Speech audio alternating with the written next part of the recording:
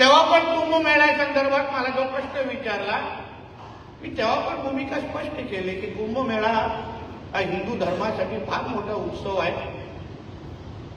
तिथे सगळ्या हिंदूंचीच दुकानं लागली पाहिजे.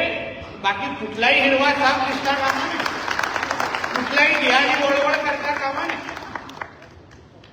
कारण का काही गोष्टी तुम्ही समजून घ्या. आता ह्यांचा रमजान सुरू आहे. रमजानला ते रोजे ठेवतात. कधी रात्रभर सगळे काही दुकानं सुरू असतात. मग ते त्यांचे काय खाद्यपदार्थ असतात त्याच्याकडे बघू पण शकत नाही, एवढे कसे असतात ते बघून एक तर दुसऱ्या दिवशी ते 2 दिवसाचं जेवण जाणार नाही असे सगळे कार्यक्रम असतात. पण तुम्ही प्रत्येकाला मी विनंती करते, आवाहन करते, मीडियाच्या मित्रांना पण सांगा, तुम्ही जिथे हे जिथे दुकानं आणि स्टॉल लागतात ना जेवणाचे रमजानच्या काळात, मला तिथे एक हिंदू शोधून दाखवा. मला एक हिंदूचं दुकान शोधून दाखवायचं जो त्या सगळ्या मुसलमान समाजाच्या दुकानांमध्ये तो तिथे उभा राहा, तिथे त्याचं दुकान थाटून तो आपले हिंदूंचे पदार्थ विकतोय असा एक हिंदू शोधून दाखवा. आम्ही आमची भूमिका बदलतो, काही हरकत नाही. कोणीही सांगायचं भेटणार का? तुम्ही एवढे अनुभवी लोक आहे, ज्येष्ठ लोक आहे, धर्मासाठी काम करणारे असंख्य हिंदुत्ववादी विचारचे कार्यकर्ते, एक पण तुम्हाला भेटणार का? भेटणार नाही.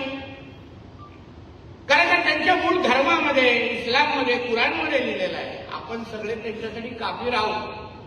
जे मुसलमान नाही ते अन्य सगळे. आणि म्हणून कुराणमध्ये लिहिलंय की काफिरांकडून काही विकत घ्यायचं नाही, कारण का मग ते त्यांच्या अल्लांना मान्य होत नाही असं त्यांच्या त्या धर्मामध्ये कुराणमध्ये लिहिलेलं आहे. आणि ते सगळ्या मानतात. अगर ते पाळत असतील, ते प्रामाणिक पद्धतीने जे जे त्यांच्या धर्मग्रंथांमध्ये लिहिलं आहे ते सगळ्या गोष्टी अगर ते पाळत असतील तर मग आपल्याला शब्दात घ्यायला लावण्याची गरज आहे का? ह्या बाबतीमध्ये कधीतरी हिंदू समाजाने विचार करा. मग आम्ही जे करतोय, जोशीजी जी करताय, मग काय वेगळं आहे? अगर त्यांच्या रमजानच्या काळात त्यांना दुकानं कुठे हिंदूंना थाटण्याची परवानगी नाही, त्यांच्या ईदच्या वेळी कुठेही तुम्हाला हिंदूंना दुकान लावण्याची परवानगी नाही, त्यांच्याकडून खरेदी केली तर ते हराम मानलं जातं. मग आम्हीच कशाला एवढं मोठ्या मनाचे असले पाहिजे? आम्हीच कशाला सर्व धर्म भावच्या कॉन्ट्रॅक्ट हिंदूंनीच घेतलाय का? त्यांनी काय मोडण्यासाठी ते लोक बसलेत का?